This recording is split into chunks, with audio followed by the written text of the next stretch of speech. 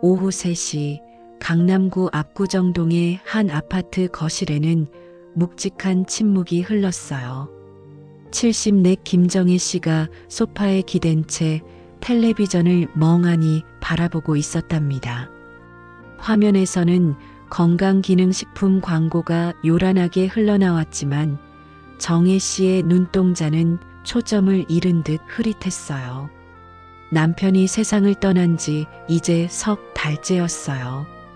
80억 원이 넘는 농협 정기예금이 있었지만 돈으로는 채울 수 없는 공허함이 마음을 짓눌렀답니다. 아들 진호는 부산에서 사업을 하느라 한 달에 한 번 오면 다행이었고, 딸 미경이는 미국에 살고 있어 연락도 뜸했어요. 정혜 씨는 한숨을 내쉬며 리모컨을 들었지만 채널을 돌릴 힘조차 없는 듯 했답니다. 하루가 이렇게 길 줄 몰랐어요. 아침에 눈을 뜨면 저녁이 언제 올까 싶고, 저녁이 되면 또 다른 긴 밤이 기다리고 있었답니다. 친구들과도 연락이 뜸해진 지 오래였어요. 남편 간병을 하느라 모든 인간관계가 끊어져 버렸거든요. 가끔 이웃에 사는 순애가 찾아오기는 했지만 그마저도 일주일에 한 번 정도였답니다. 정혜 씨는 텔레비전 속 사람들의 웃음소리를 들으며 자신만 세상에서 혼자 남겨진 것 같은 기분을 느꼈어요. 그때 화면에 새로운 광고가 떠올랐어요. 화사한 음악과 함께 중년 여성들이 환하게 웃고 있는 모습이 보였답니다. 신홀이라는 소셜 네트워크 서비스 광고였어요. 광고 속 할머니들이 카페에서 즐겁게 수다를 떨고 등산을 하며 웃고 있는 모습이 너무도 부러워 보였답니다. 진홀에서 새로운 인연을 만나보세요. 광고 멘트가 정혜 씨의 마음을 파고들었어요. 정혜 씨의 눈이 번쩍 떠졌답니다. 스마트폰을 꺼내든 정혜 씨의 손이 살짝 떨렸어요. 아들이 사준 휴대폰이었지만 전화와 문자 말고는 제대로 써본 적이 없었거든요. 하지만 이상하게도 오늘은 뭔가 해보고 싶은 마음이 들었답니다.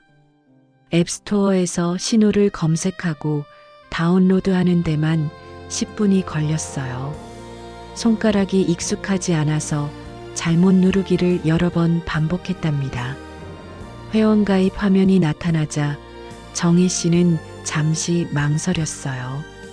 이름은 정희로 하고 나이는 솔직히 써야겠다고 생각했답니다. 어차피 숨길 수도 없는 일이었거든요.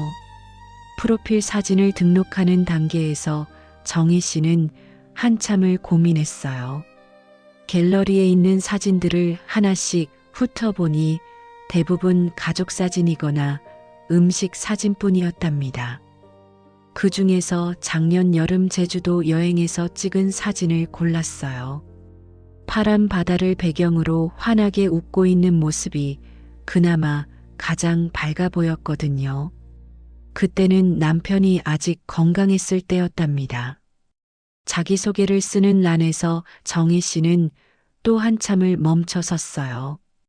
취미라고 할 것도 별로 없었거든요. 평생 가족을 돌보느라 자신만의 취미를 가져본 적이 없었답니다. 손가락 끝에서 망설임이 느껴졌어요. 뭘 써야 할지, 어떻게 자신을 소개해야 할지 막막했답니다. 결국 이렇게 썼어요. 안녕하세요. 김치 담그기와 드라마 보기를 좋아하는 정희입니다. 좋은 분들과 건전한 대화 나누고 싶어요. 간단하지만 솔직한 마음을 담은 문장이었답니다. 가입을 완료하고 나니 화면에 여러 게시물들이 주르륵 나타났어요. 오늘의 요리 자랑, 우리 동네 맛집 추천, 건강정보 나눔 같은 게시판들이 활기차 보였답니다. 정희 씨는 마치 새로운 세상을 발견한 것 같은 기분이 들었어요. 이렇게 많은 사람들이 자신의 일상을 나누고 있다니 신기했답니다. 조심스럽게 오늘의 요리 자랑 게시판에 들어가 봤어요. 할머니들이 올린 반찬 사진들이 정말 맛있어 보였답니다. 다들 자신의 요리 솜씨를 자랑하며 행복해 보였어요. 정혜 씨도 용기를 내어 어제 담근 김치 사진을 올렸어요. 처음 올려보는 김치 사진입니다. 잘 익었는지 궁금하네요. 간단한 설명을 덧붙였답니다. 사진을 올리고 나서 정희 씨는 가슴이 두근거렸어요. 누가 봐줄까, 댓글이 달릴까 하는 설렘이 있었답니다. 10분쯤 지났을까요? 핸드폰에서 딩동하는 알림 소리가 났어요. 서둘러 확인해 보니 댓글이 달려 있었답니다. 우와, 김치 색깔이 정말 예쁘다는 댓글이었어요. 첫 번째 댓글을 본 순간 정희 씨의 얼굴에 오랜만에 환한 웃음이 번졌답니다. 석 달 만에 누군가 자신을 인정해주는 말을 들어본 것 같았어요. 댓글들이 하나둘 늘어나기 시작했어요. 비법이 있냐는 댓글, 김치 담그는 법을 배우고 싶다는 댓글들이 달렸답니다. 정희 씨는 마치 연예인이라도 된 것 같은 기분이었어요. 평생 이런 주목을 받아본 적이 없었거든요. 댓글 하나하나를 읽으며 정희 씨의 마음은 점점 밝아져 갔답니다. 알림이 계속 울렸어요. 좋아요, 알림, 댓글 알림이 쉴 새 없이 들려왔답니다. 정희 씨는 핸드폰을 놓을 수가 없었어요. 이런 재미가 있는 줄 몰랐답니다. 각각의 댓글에 정성스럽게 답글을 달기 시작했어요. 감사합니다. 별게 아니에요. 언제든 알려드릴게요. 같은 답변들을 하나씩 달아나갔답니다. 그 중에서도 유독 눈에 띄는 댓글이 하나 있었어요.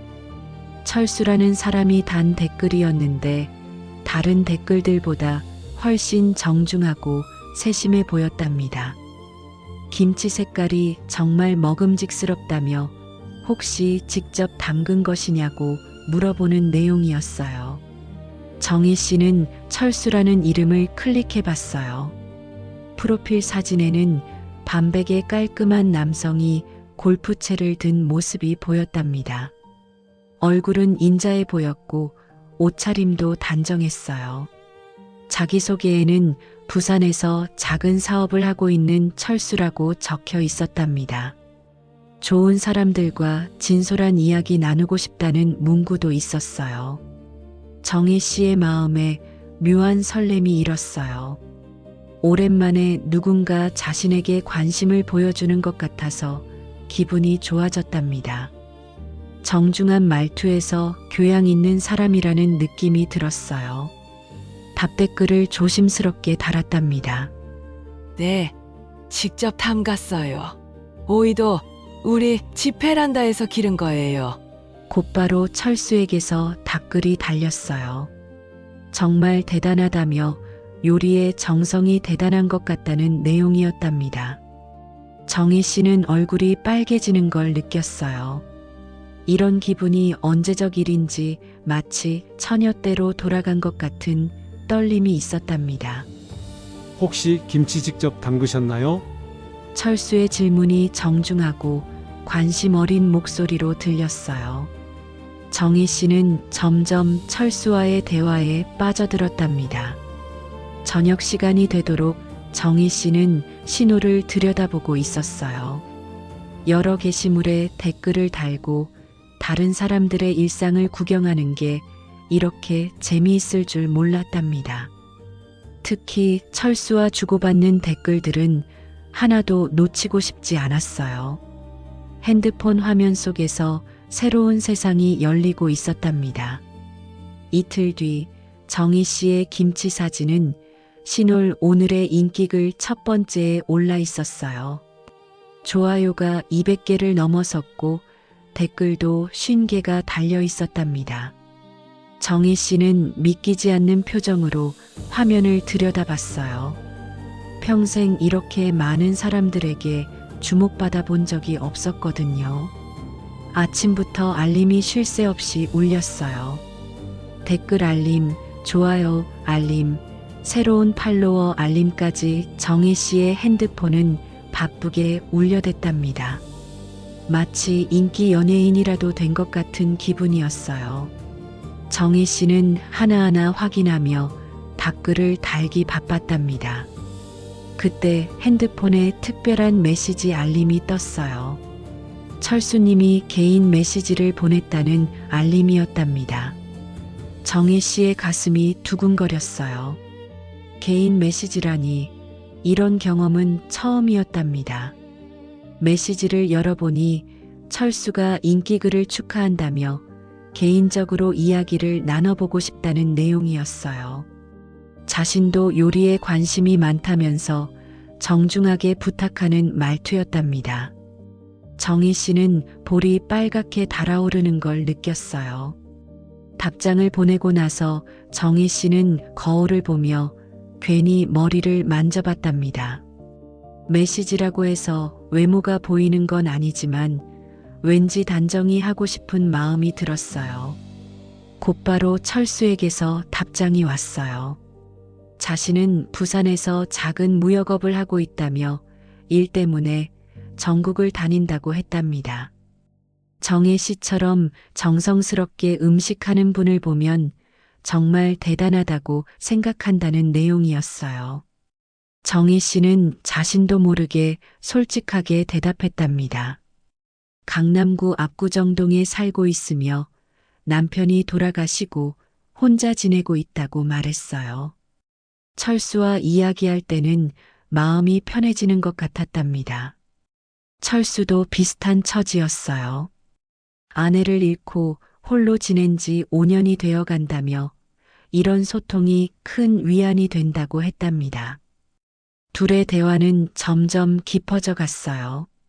철수는 정희 씨의 말을 정말 잘 들어주었고 항상 따뜻한 말로 위로해 주었답니다.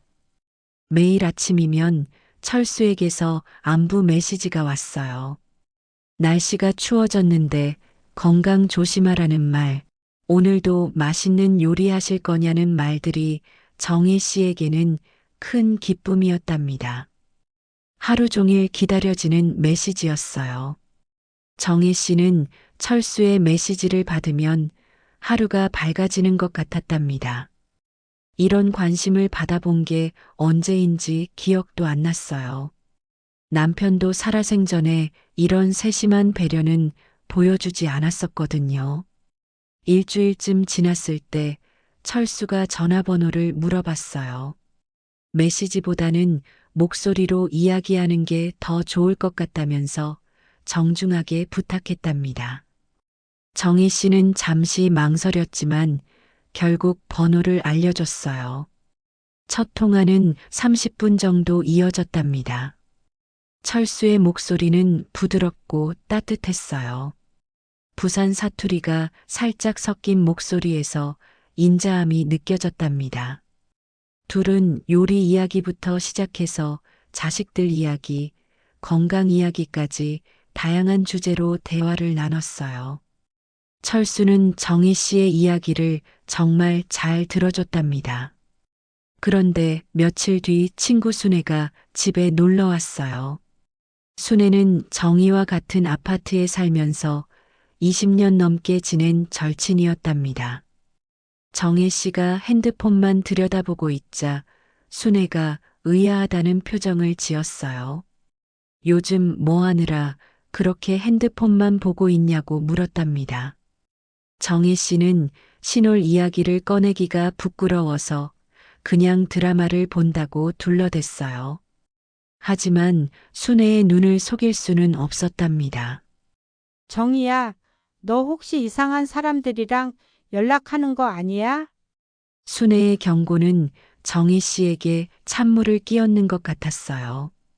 하지만 철수는 분명 다른 사람들과는 달랐답니다. 그렇게 친절하고 따뜻한 사람이 나쁜 사람일 리 없다고 생각했어요. 그날 밤 철수에게서 전화가 왔어요. 요즘 무릎이 아프다는 정희 씨의 말을 기억하고 좋은 병원을 알아봤다며 정보를 알려줬답니다. 날씨가 추운데 무릎 괜찮냐며 걱정해주는 목소리였어요. 이런 세심한 배려에 정희 씨의 마음은 더욱 기울어졌답니다. 추운데 무릎 괜찮으세요? 철수의 관심 어린 목소리가 정희 씨의 마음을 녹였어요. 남편도 살아생전에 이런 관심을 보여주지 않았는데 철수는 정말 달랐답니다. 매일 밤 통화하는 게 일상이 되었어요. 정희 씨는 철수와 이야기할 시간을 기다리며 하루를 보냈답니다. 아침에 눈을 뜨면 철수의 메시지가 와 있었고 밤에는 따뜻한 목소리로 안부를 물어줬어요. 석 달 만에 찾아온 행복이었답니다. 정희 씨는 거울을 보며 화장도 하고 옷도 예쁘게 입기 시작했어요. 비록 만나지는 않지만 마음가짐이 달라지니 모든 게 달라 보였답니다. 오랫동안 잃어버렸던 여자로서의 자신을 되찾는 것 같았어요. 화장대 앞에서 립스틱을 바르고 향수도 뿌려보며 설레는 마음을 느꼈답니다. 이런 감정을 다시 느낄 수 있을 거라고는 생각지도 못했어요. 한 달이 지나자 철수가 새로운 제안을 했어요. 시놀에서 정기적으로 오프라인 모임을 한다며 함께 참석해보자고 했답니다. 정희 씨는 처음에는 망설였어요. 온라인에서만 만나던 사람들을 직접 만난다는 게 부담스러웠거든요.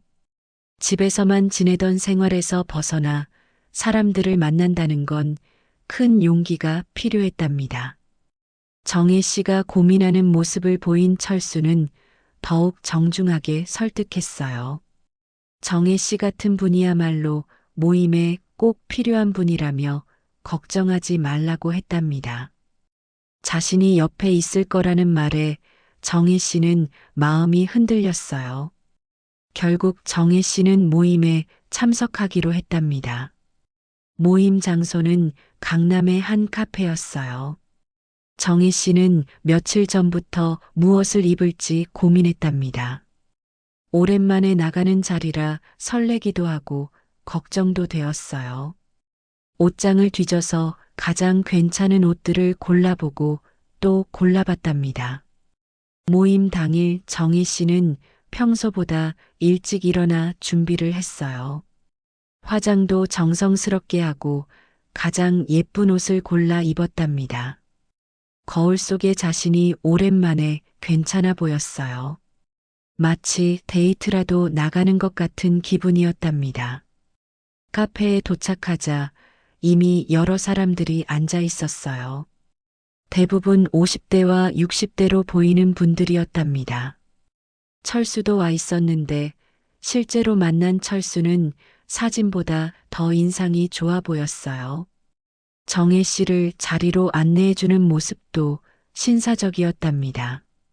다른 사람들도 따뜻하게 맞아줬어요. 정혜 씨는 처음에는 어색했지만 시간이 지나면서 점차 편해졌답니다. 모임은 생각보다 즐거웠어요. 다들 비슷한 연령대라 공통 관심사도 많았고 대화도 잘 통했답니다. 요리 이야기, 건강 이야기, 자식들 이야기 등 다양한 주제로 이야기꽃을 피웠어요. 몇 시간 후 모임 장소를 옮겨 저녁 식사를 했답니다. 분위기가 좋아지자 누군가 술을 주문했고 모임은 더욱 활기차졌어요. 정혜 씨도 오랜만에 마시는 술에 기분이 좋아졌답니다. 얼굴이 발갛게 달아오르며 평소보다 말도 많아졌어요. 술자리 분위기가 무르익자 자연스럽게 투자 이야기가 나왔답니다. 누군가 부동산 투자로 큰 수익을 봤다는 이야기를 했고 다른 사람은 주식 투자 경험담을 들려줬어요. 정혜 씨는 투자에 대해 잘 몰랐지만 흥미롭게 들었답니다. 철수도 이야기에 참여했어요. 자신은 작은 무역업을 하면서 해외 투자도 조금씩 하고 있다고 했답니다. 최근에는 동남아시아 쪽 사업이 전망이 좋다며 관심 있는 사람들과 함께 투자해 볼 생각도 있다고 슬쩍 언급했어요. 하지만 구체적인 내용은 말하지 않았답니다. 요즘 같은 저금리 시대에 은행에만 돈을 맡겨두면 손해라는 말에 다들 고개를 끄덕였어요. 정혜 씨도 남편이 남겨준 농협 정기예금과 강남 아파트만 있을 뿐 다른 투자는 해본 적이 없어서 관심이 생겼답니다. 은행 이자가 너무 적어서 고민이던 참이었거든요. 모임이 끝나고 철수가 정희 씨를 집까지 배웅해 줬어요. 택시 안에서 철수는 오늘 모임이 어땠는지 물어봤답니다. 정희 씨는 정말 즐거웠다고 대답했어요. 이런 분들과 만날 수 있어서 좋았다며 감사 인사를 전했답니다. 철수는 정희 씨 같은 분이 우리 모임에 계시면 분위기가 더 좋아질 것 같다며 칭찬해 줬어요. 정희 씨는 기분이 좋아서 얼굴이 빨개졌답니다. 집에 도착해서도 정희 씨는 기분이 좋았어요. 오랜만에 외출해서 사람들을 만나니 활력이 생기는 것 같았답니다. 무엇보다 철수와 함께 시간을 보낸 것이 가장 즐거웠어요. 거울을 보며 화장을 지우면서도 계속 웃음이 났답니다. 하지만 마음 한구석에는 약간의 불안감도 있었어요. 투자 이야기를 들으면서 뭔가 복잡하다는 생각이 들었거든요. 순애의 경고도 문득 떠올랐답니다. 혹시 이런 모임에 나가는 게 맞는 건가 하는 의구심도 들었어요. 그때 철수에게서 메시지가 왔어요. 오늘 모임에서 정희 씨가 가장 예뻤다며 다음에도 꼭 함께 하자는 내용이었답니다. 정희 씨는 얼굴이 붉어지면서도 기분이 좋았어요. 불안감은 순간 사라지고 철수에 대한 믿음이 더욱 커졌답니다. 그래도 철수는 분명 좋은 사람이라고 스스로를 달랬어요. 오늘 하루 종일 자신을 챙겨주고 배려해주는 모습을 보니 더욱 확신이 들었답니다. 이런 사람이 나쁜 사람일 리 없다고 생각했어요. 핸드폰을 품에 안고 잠들었는데 꿈에서도 철수와 함께 웃고 있었답니다. 일주일 후 부산에서 아들 진호가 올라왔어요. 한 달에 한 번 어머니 안부를 확인하러 오는 것이 습관이었답니다. 진호는 사업이 바빠서 보통 하루 만에 내려가곤 했어요. 어머니가 요즘 어떻게 지내는지 궁금했답니다. 어머니의 달라진 모습을 금세 눈치챘어요. 화장도 하시고 옷도 예쁘게 입으시고 있었거든요. 뭔가 활기차 보이기도 했지만 한편으로는 이상하기도 했답니다. 평소 집에만 있던 어머니가 이렇게 변할 만한 특별한 일이 있었나 싶었어요. 그때 정희 씨의 핸드폰에서 메시지 알림이 울렸어요. 철수에게서 온 메시지였답니다. 정희 씨는 당황하며 핸드폰을 뒤집어 놓았지만 진호가 이미 눈치챘어요. 누구한테서 연락 왔는데 그렇게 당황하냐고 물었답니다. 정희 씨는 그냥 광고 문자라고 둘러댔지만 곧이어 전화까지 걸려왔어요. 철수의 전화였답니다. 정희 씨는 받을 수도 없고 끊을 수도 없는 상황이 되었어요. 진호는 전화를 받으라며 누구 전화인지 물었답니다. 진호의 추궁에 정희 씨는 결국 솔직하게 말할 수밖에 없었어요. 신홀이라는 걸 하면서 만난 사람들이 있다고 설명했답니다. 진호는 처음 듣는 이름이라 어리둥절했어요. 진호의 표정이 심각해졌답니다. 혹시 그 사람들한테 개인정보 알려주신 건 아니냐며 걱정을 표했어요. 요즘 노인 대상 사기가 많다고 하는데 하며 우려를 나타냈답니다. 정희 씨는 발끈했어요. 무슨 사기냐며 그분들은 다 좋은 사람들이라고 반박했답니다. 진호는 어머니의 핸드폰을 보여달라고 했어요. 정말 걱정되거든요 하며 간청했답니다. 정희 씨는 거부했지만 진호는 포기하지 않았어요. 결국 신랑이 끝에 핸드폰을 넘겨주고 말았답니다. 진호는 신호 앱을 열어보더니 점점 표정이 어두워졌어요. 철수와 주고받은 메시지들을 보면서 진호는 충격을 받았어요. 처음에는 단순한 대화였지만 점점 개인적인 이야기로 발전하고 있었거든요. 특히 정혜 씨가 혼자 살고 있다는 것, 강남 아파트에 산다는 것, 남편이 남겨준 재산이 있다는 이야기까지 다 알려준 상황이었어요. 어머니, 이건 정말 위험해요. 이 사람이 어머니 재산을 노리는 거 아닐까요? 진호의 말에 정희 씨는 화를 냈답니다. 철수는 그런 사람이 아니라며 아들을 나무랐어요. 너는 철수 씨를 모르잖냐며 반박했답니다. 진호는 그게 바로 사기꾼들이 쓰는 수법이라고 설명했어요. 처음에는 친절하게 접근해서 신뢰를 쌓은 다음에 돈을 요구하는 거라고 했답니다. 당장 신호를 탈퇴하고 그 사람들과 연락을 끊으라고 했어요. 하지만 정혜 씨는 완강히 거부했답니다. 모자간의 언성이 높아졌어요. 정희 씨는 마침내 그동안 속에 쌓인 말들을 쏟아냈답니다. 난 평생 가족만 위해 살았어. 너희 아빠 간병하느라 내 인생을 다 바쳤고 너희들 키우느라 내 꿈도 다 포기했다고. 이제라도 내 인생 살고 싶다며 절규했답니다. 정희 씨의 절규에 진호도 당황했어요. 평소 순종적이던 어머니에게서 이런 강한 반발을 들어본 적이 없었거든요. 어머니, 그건 그렇다고 해도 이건 정말 위험해요. 설득했지만 정희 씨는 듣지 않았어요. 하지만 정희 씨는 방으로 들어가 문을 잠가버렸답니다. 진호는 문 밖에서 계속 설득했지만 정희 씨는 대답하지 않았어요. 방 안에서 정희 씨는 철수에게 메시지를 보냈답니다. 아들이 와서 혼란스럽다며 속상한 마음을 털어놓았어요. 곧바로 철수에게서 위로의 메시지가 왔어요. 정희님, 자식들은 부모가 새로운 인연을 만드는 걸 싫어해요. 하지만 정희님도 행복할 권리가 있어요. 너무 상처받지 말아요.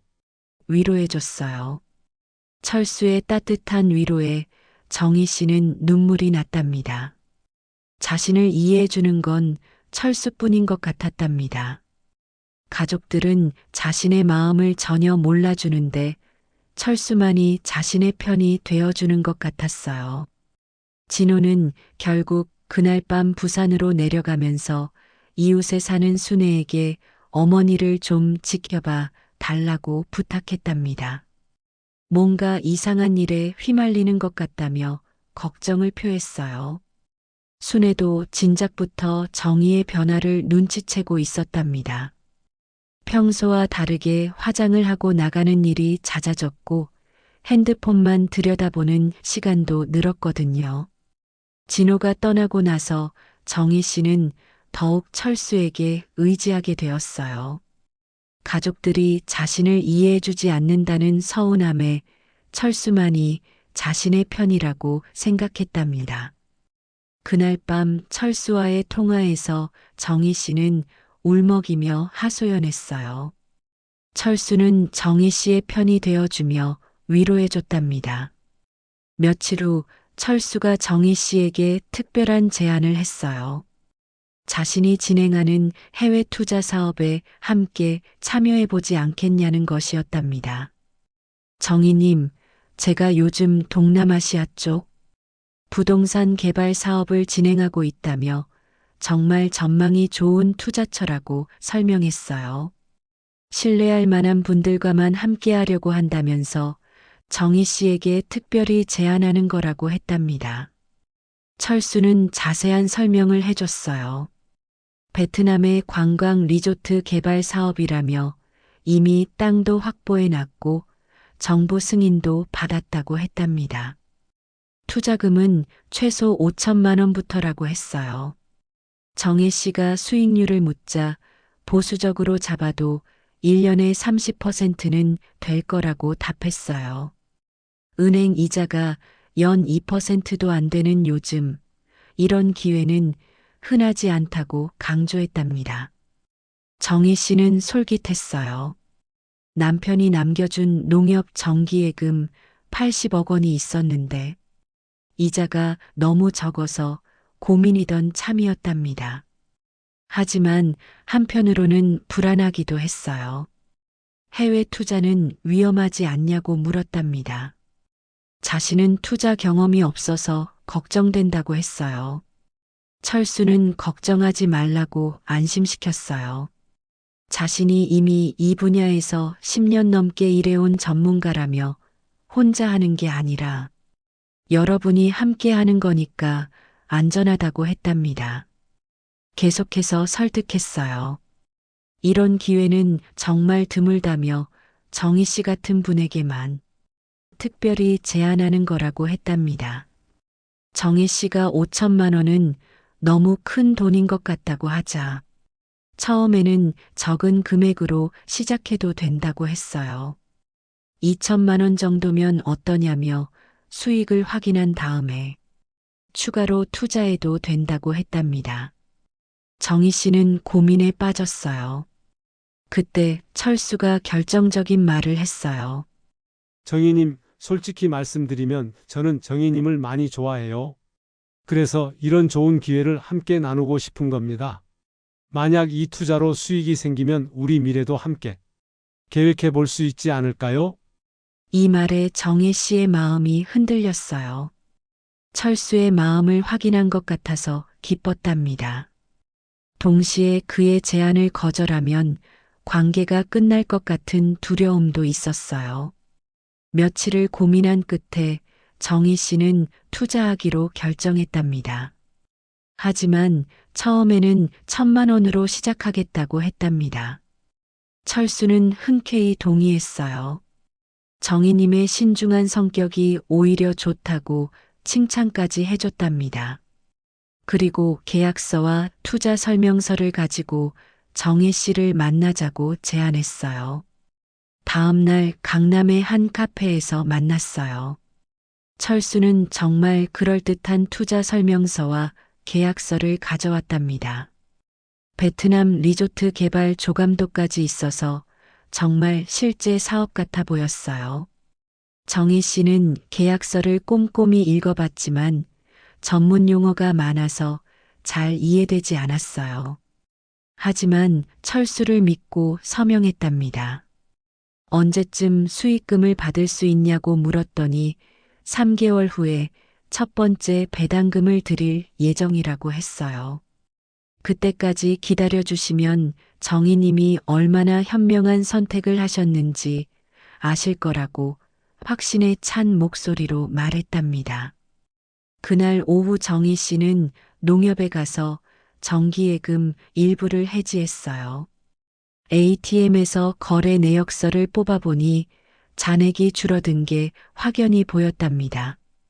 잠시 후회가 되기도 했지만 철수를 믿기로 했어요. 위임장을 써서 철수에게 투자금 관리를 맡기기까지 했답니다.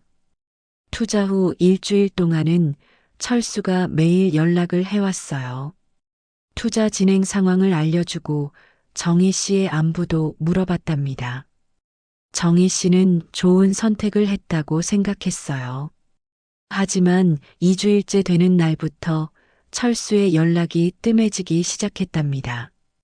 하루 걸러 한 번, 그 다음에는 사흘에 한 번꼴로 연락이 왔어요. 정희 씨가 먼저 연락하면 바쁘다며 간단히 대화를 마무리했답니다. 철수님, 요즘 연락이 뜸하네요? 물으면 사업 때문에 너무 바빠서 그렇다며 곧 좋은 소식 들려드리겠다고 했어요. 한 달이 지나자 철수는 아예 연락이 안 되기 시작했어요. 전화를 해도 받지 않고 메시지를 보내도 답장이 없었답니다. 정희 씨는 불안해지기 시작했어요. 신홀에 접속해서 철수의 계정을 찾아봤지만 이미 탈퇴한 상태였답니다. 정희 씨는 당황스러웠어요. 더 충격적인 건 신홀 커뮤니티에 비슷한 피해 사례들이 올라오기 시작한 것이었답니다. 투자 사기를 당했다는 글들이 줄줄이 등장했어요. 철수라는 사람에게 투자 사기당한 분 계신가요? 라는 글이 올라왔어요. 저도 철수한테 3천만 원 사기당했어요. 라는 댓글이 달렸답니다. 베트남 리조트 투자 사기 피해자 모임 만들어요. 라는 글도 보였어요. 정희 씨는 온몸에 소름이 돋았답니다. 자신만 당한 게 아니라는 사실에 더욱 충격을 받았어요. 순애에게 전화를 걸었답니다. 순애야, 나 큰일 났어. 하며 울면서 모든 상황을 설명했어요. 순애는 한숨을 푹 내쉬었답니다. 그러게 내가 조심하라고 했잖아. 이제 와서 어떻게 해? 순애의 차가운 반응에 정희 씨는 더욱 절망감을 느꼈어요. 유일한 친구마저 자신을 탓하는 것 같았답니다. 결국 정희 씨는 경찰서에 신고하러 갔어요. 하지만 경찰은 해외 투자 사기는 돈을 되찾기 어렵다고 했답니다. 피해 금액이 얼마나 되냐고 물었을 때 1,000만 원이라고 답했어요. 계좌 추적을 해보겠지만 이미 돈이 해외로 빠져나갔을 가능성이 높다고 했답니다. 진술서를 작성하는 정희 씨의 손은 계속 떨렸어요. 경찰서에서 나오는 길, 정희 씨는 혼자 걸으며 눈물을 흘렸어요. 돈보다도 자신을 속인 철수에 대한 배신감이 더 컸답니다. 그렇게 따뜻하게 대해주던 사람이 모든 게 거짓이었다니 믿을 수가 없었어요.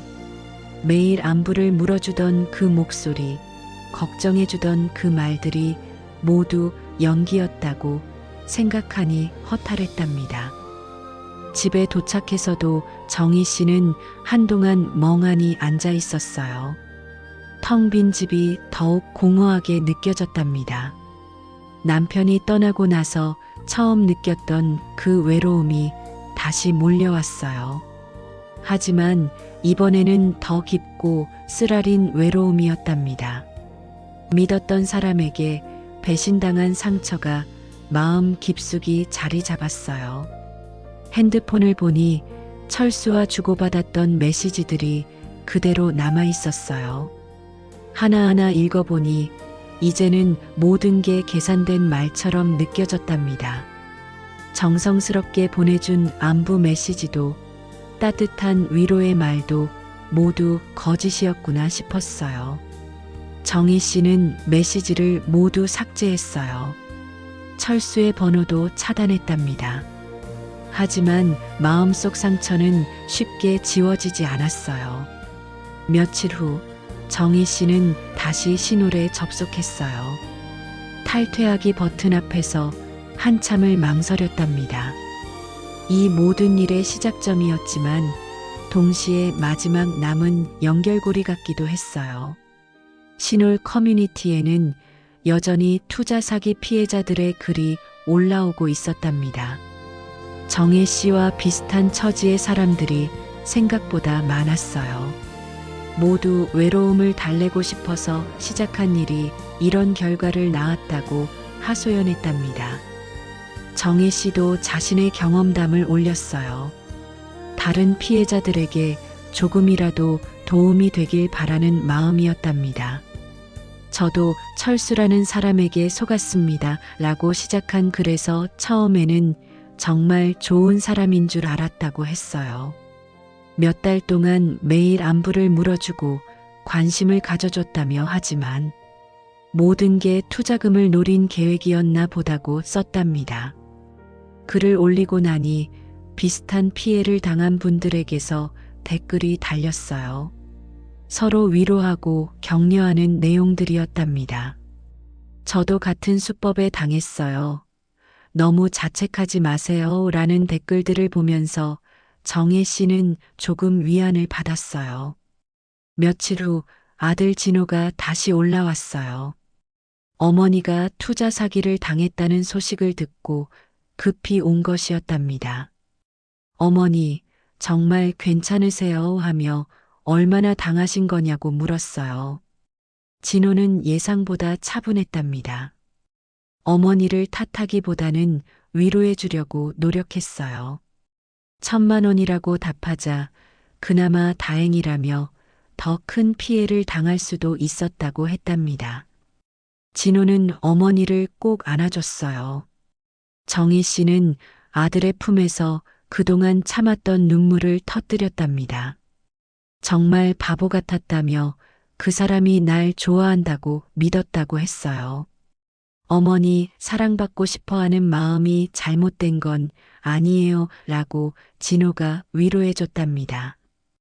다만 방법이 잘못됐을 뿐이라며 앞으로 자주 올라와서 어머니를 돌봐드리겠다고 약속했어요. 미국에 있는 딸 미경이에게도 연락해서 자주 전화하라고 부탁하겠다고 했답니다. 순애도 다시 찾아왔어요. 지난번에 차가웠던 걸 사과하며 정희를 위로해 줬답니다. 미안해, 정희야 하며 그때 너무 매정했나 보다고 했어요. 사실 나도 걱정돼서 그랬던 거라며 진심으로 사과했답니다. 두 친구는 오랜만에 진솔한 대화를 나눴어요. 정희 씨는 그동안 얼마나 외로웠는지, 누군가의 관심이 얼마나 그리웠는지 털어놨답니다. 외로움이 이렇게 무서운 줄 몰랐다며 누군가 좋은 말 한마디만 해줘도 세상을 다 준 것 같은 기분이 들었다고 했어요.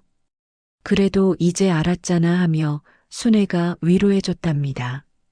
진짜 친구는 화면 속이 아니라 바로 곁에 있는 거라고 말해줬어요. 정희 씨는 이제야 깨달았답니다. 자신에게 진정으로 필요한 건 가상의 관심이 아니라 진짜 사람들과의 진실한 관계였다는 걸 말이에요.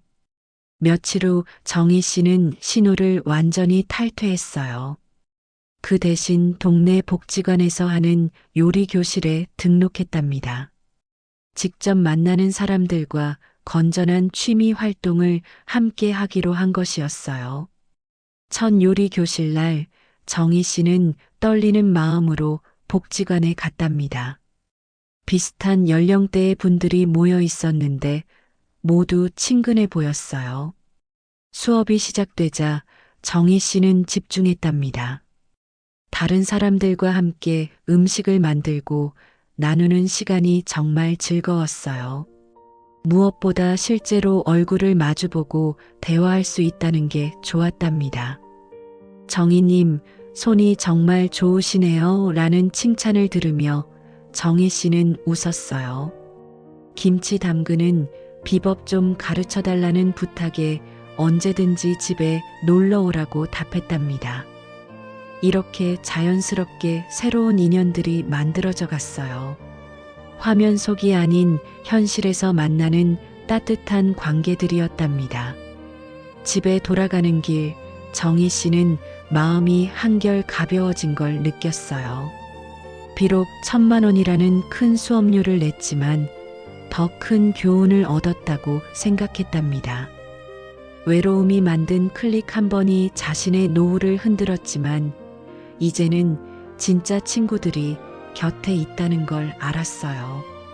화면 속 가짜 관심보다는 현실의 진짜 만남이 훨씬 소중하다는 걸 깨달았답니다. 정희 씨는 앞으로 더 이상 외롭지 않을 것 같았어요. 진짜 사람들과의 진짜 관계가 있으니까요. 매일 아침 일어나서 요리 교실을 생각하니 마음이 설레었답니다. 복지관에서 만난 새로운 친구들과 함께 만들어갈 추억들이 기대되었어요. 이번에는 서두르지 않고 천천히 진짜 관계를 만들어가겠다고 다짐했답니다. 화면 속 달콤한 말보다는 현실에서 함께 나누는 따뜻한 웃음이 훨씬 값진 것이라는 걸 이제는 확실히 알았거든요. 그날 밤 정희 씨는 오랜만에 편안한 잠을 잤어요. 꿈속에서도 복지관 친구들과 함께 웃고 있었답니다. 이제 정말 새로운 시작이었어요. 외로움을 달래기 위해 찾았던 가상의 세계가 아닌 진짜 사람들이 있는 현실 세계에서 말이에요. 핸드폰 알림 소리에 깨어나는 일상이 아닌 새로운 하루에 대한 기대감으로 눈을 뜨는 아침들이 기다리고 있었답니다. 정희 씨는 이제야 진정한 연결이 무엇인지 알게 되었어요. 그건 클릭 한 번으로 만들어지는 것이 아니라 시간과 정성으로 쌓아가는 것이었답니다. 농협 통장에서 줄어든 1,000만 원을 볼 때마다 아픈 기억이 떠오르겠지만 그 돈으로 얻은 깨달음은 평생 잊지 못할 소중한 교훈이 될 거예요. 정희 씨는 마음 깊이 다짐했답니다. 다시는 외로움 때문에 성급한 판단을 하지 않겠다고 말이에요. ATM에서 뽑은 거래 내역서를 보며 씁쓸해하던 날들도 이제는 지나간 일이었어요. 앞으로는 진짜 사람들과 진짜 시간을 보내며 진짜 행복을 만들어 갈 거예요. 화면 속 철수가 아닌 복지관의 진짜 친구들과 함께 말이에요.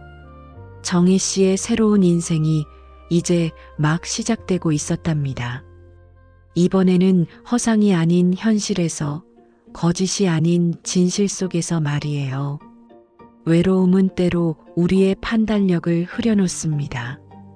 하지만 진정한 관심과 사랑은 화면 속이 아닌 우리 곁에서 찾을 수 있어요.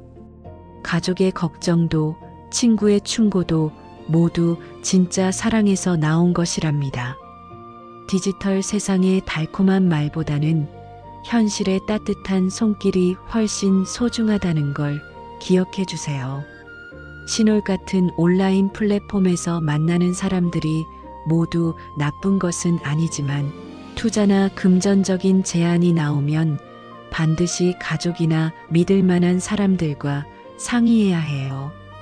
특히 농협 같은 금융기관의 정기예금을 함부로 해지하거나 위임장을 써주는 일은 절대 피해야 합니다. 외로움을 느끼신다면 동네 복지관이나 문화센터의 프로그램에 참여해 보세요. 직접 만나서 대화하고 함께 활동하는 것이 온라인 관계보다 훨씬 건전하고 안전합니다. 외로워도 성급하게 마음의 문을 열지 마세요. 진짜 인연은 시간이 필요하니까요. 댓글로 여러분의 생각을 들려주세요. 구독과 좋아요, 알림 설정은 사랑입니다.